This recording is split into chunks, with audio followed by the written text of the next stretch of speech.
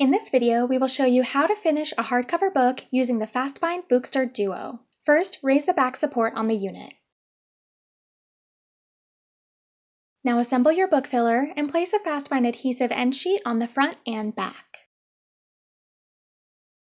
Next, jog your stack with the binding edge down on the top station. Staple the binding edge to secure the pages.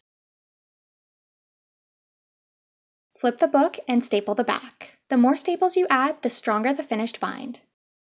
Take your pre-made case and place it on the front station.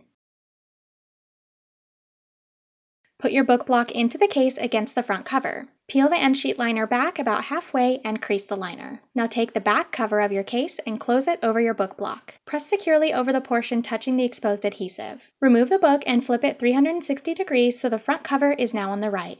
The cover will be upside down. Repeat the same process, peeling the liner, creasing it, closing the cover, and pressing to secure. Place the spine of your book into the slot on the front of the machine and peel back the rest of the top liner. Flip the book and peel the other liner. Now your premium made hardcover is complete.